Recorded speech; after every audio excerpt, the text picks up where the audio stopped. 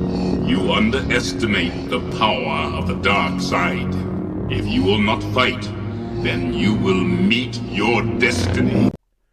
Hello, everyone. Thanks so much for joining me here today as we get to talk about one of my favorite subjects, comic books. My name is Jose. I love comic books. I love talking about them.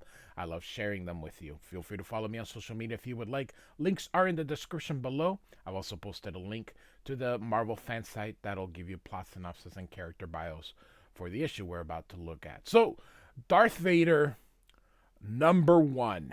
I have covered Star Wars, the first three. Now we're going to cover Darth Vader. The reason I didn't start with Darth Vader first is because most of this issue takes place after those three issues. So I just decided to hold off on Darth Vader. So we'll probably be doing 3 issues of Darth Vader before we jump back, and then we'll go back and forth between them. So this came out at the same time as Star Wars #1. So, a long time ago in a galaxy far away. So, oh, love it. We'll skip this part here. And so, this piece here takes place before the Star Wars 3 issues that we covered. And so we're using here's my thing about modern storytelling. It doesn't tell you where you are. Now we know we're in Tatooine, we know we're in Jabba's palace just because we can recognize this. We see the two sons here. But there is something to be said about the Jim Shooter era of this comics is anybody's first. Not everyone is a Star Wars fan. Maybe you got someone out there. Just at least say where you are. So Salvador Larroca is the artist for this. He's a big Photoshop guy. He tends to Chris Claremont loves him, so I'll leave him alone, but this dude copies quite a lot. So we got Darth Vader here coming inside into Jabba's palace. And so silently brooding guards. And you can see here they probably try to stop him, and Vader is like, yeah, whatever. And so he gets rid of them. And so here he goes, and then here's Bib Fortuna saying something, and he says, I will speak with the Hutt. And Vader turns on his lightsaber. Tell him. And so off he goes, and he says, he's here. And here's Jabba. Everybody just sleeps next to him. Wake, master, wake. He butchered the guards, is saying Bib Fortuna. Oh.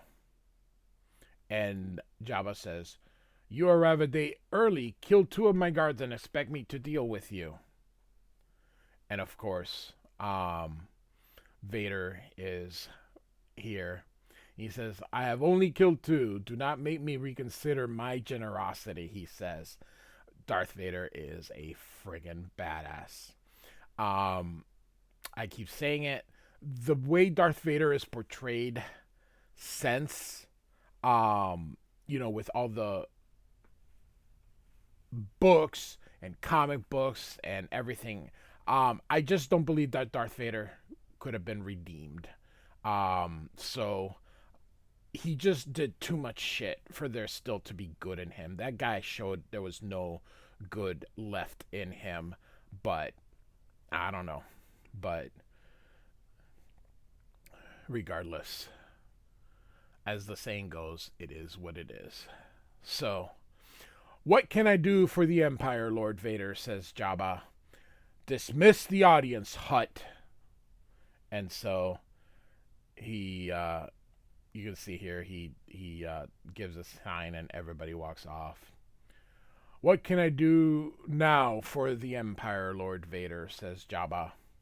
Not the Empire, for me, says Vader. I'll return here tomorrow in my official capacity. This is a personal issue and will end to my satisfaction. You can just see pointing at him, just, oh, he's so evil. Heh, do not even think to try to perform a mind trick. They do not work on the great Jabba the Hutt, he says. I was not Hutt. That is not the way of the Sith. You haven't dealt with a Jedi in a long time. They're gone. The reason why stands before you. Step carefully. Of course, he's almost underneath the Rancor cage. Do you know the bounty the rebels have for that head of yours? And so, Jabba's then steps off the Rancor thing. What the darker factions alone offer would be a compliment to you, Vader. The Emperor's bludgeons alone in secret. If you disappeared, no one would know. And you can see him kind of heading to press the release here. And Vader looks just I see you know enough to step carefully. So he actually steps off the Rancor thing here. So are you brave or foolish, says Jabba. That is not the question, Hutt, says Darth. The question is, are you? And Jabba's like, oh, Jedi. Always making everything so difficult, and suddenly he is surrounded by mercenaries. Jabba takes his lightsaber out, and they all start shooting. He, of course, doesn't really deflect them, but, well, does deflect them with his lightsaber here. And just aims it at them, and so Vader's about to dispose these. I think he opens up the Rancor, so this poor little I forgot what these are called, but I don't feel like looking them up. So Vader's just dispatching everyone. And so here we are. Everyone's dead. Vader stands. Lord Vader, let us not be hasty, says Jabba. And you can see Vader is using his powers here.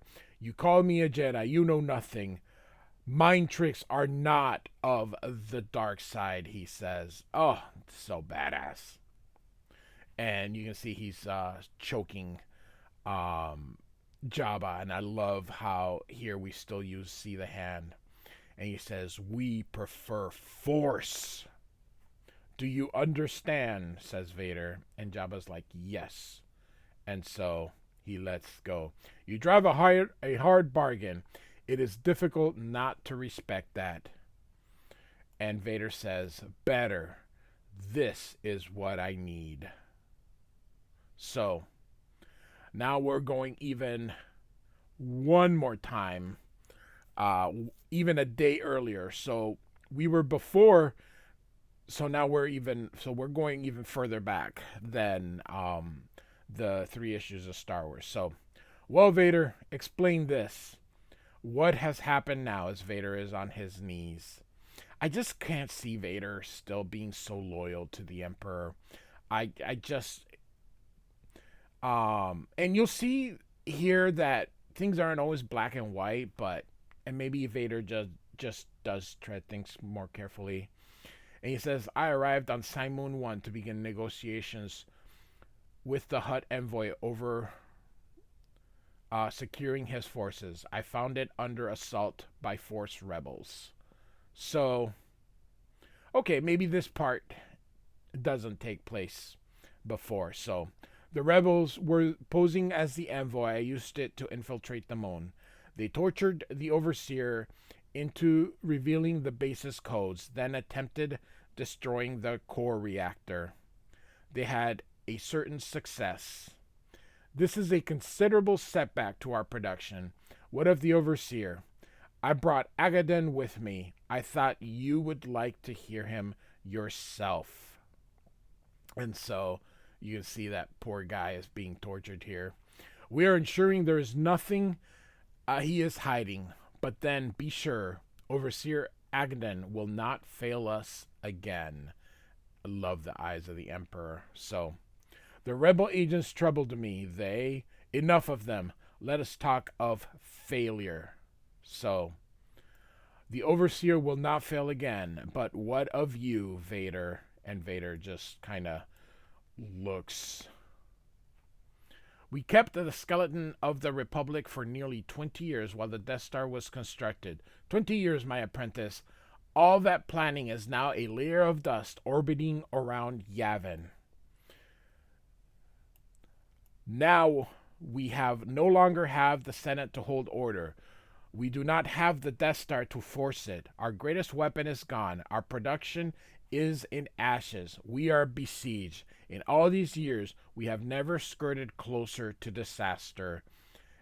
And the Emperor turns around and says, thanks to you. You tagged the rebel ship with the homing beacon, then let the rebels escape with the Death Star plans. Deliberately. And Vader says, I take responsibility for my actions, but I was not alone in my failings. The arrogance of the weapon-corded disaster, even the power of the space station, is nothing compared to the force. And the Emperor says, enough, Vader. Yes, Tarkin, Monty, and the others share the blame, but you are the only one still living to suffer my anger. You, an isolated survivor of the greatest military disaster in all my empire's history. Well, good thing the empire is only 20 years old. Oh, you are truly the chosen one, Vader, chosen to be the one responsible. And Vader says, I will make it right. I will crush the rebels. No, I think not, says the Emperor. You think yourself so clever, but you have proved yourself a blunt instrument, far better to be wielded than to wield. Tag always argued against the arrogance of the Death Star as a sole weapon. He alone was properly wary of the rebels' threat. While the second Death Star is constructed, his philosophy must be dominant. It was luck he left the station before its destruction to return to his beloved fleet, or I would have no one I could use. So, of course, this is the guy who Vader tried to force choke in the Death Star. He is to assume primacy. You will act according to his will. So, he's going to basically be the new Tarkin, and Vader is going to basically do as he says. Emperor's going to teach Darth Vader some humility. But first, you must finish your dealings with the Hutt. If he cannot bring an agent to the core, we must go to the Outer Rim. We have no time to open conversations with the Crimora or any of the other crime lords. He will expect you in 2 days' time. Make the deal. And Vader says, I am not accustomed to haggling. And the Emperor says, then it is time you had some practice. It is a passing phase we must endure eventually. The Empire will claim the Outer Rim. It is not without precedence to go to the periphery to secure the center. Besides, Lord Vader, a trip to Tatooine, I'm sure it will be sentimental. And he says, yes, good. I was expecting you, as someone is there to see the Emperor. And so we're introduced to this person here. Looks very cool. Very cool. And Vader says, who is this, Master? And Vader says, no one you need to know. Are you trying to hide something from me? Says Vader. And the Emperor says, a Lord of the Sith asking questions and expecting them to be meekly answered. You are a poor apprentice if you think so. Is there anything else to report? Says the Emperor. And he's remembering here his fight with Obi-Wan. And this guy here, who was he, Lord Vader? An old man who thought he could help gifted children. He was mistaken. And so he's remembering now going after Luke. The Force is strong in this one. Oh, just beautiful. Again, he photoshops a lot, so he's most likely using not just reference, but copying them. But he's still making artistic choices. So Salvador Larroca used to draw pretty well without the need of basically copying everything he does, but the dude now is essentially a tracer, so which is a shame here. So he's remembering now to the issues of Star Wars that we've already covered. I was there on the Death Star. I saw what you did to him. You killed Master Kenobi. And then he looks at the lightsaber, of course, remembering that that is his own lightsaber. Wait, this lightsaber, I know this weapon. It belonged to... And of course, now to the end when they got away. The boy Obi-Wan gave him my saber. So, nothing to trouble yourself with, Master. So, Vader's gonna keep his own secrets. And he says, then go and do not fail me again. And so... these two kind of stare themselves down, and somehow LaRocca makes Vader look pissed, even through the mask. Just the way he just looks really angry. So, and he kind of glances back, and then off he goes. And so he's in his Imperial Destroyer. Is it the Executor or something? I forgot, but... I've set a course, sir. We need to travel across the rim to collect the trade goods, but we'll still be back to Tatooine in good time for the meeting, sir. Take me to Tatooine first, then go and collect what we need, then return. And this guy goes, that extends the journey, sir. To hit the deadlines, the engines will only be a problem if your engines are substandard, says Vader. Are you admitting your crew is substandard? If so, you understand that reflects most poorly on your command, says Vader. We'll be there, sir. Good. Now leave me. I would meditate. Oh! Goddamn Darth Vader. I'm telling you, I absolutely love evil Darth Vader. And I will always say he is not able to be rehabilitated. And, what happened in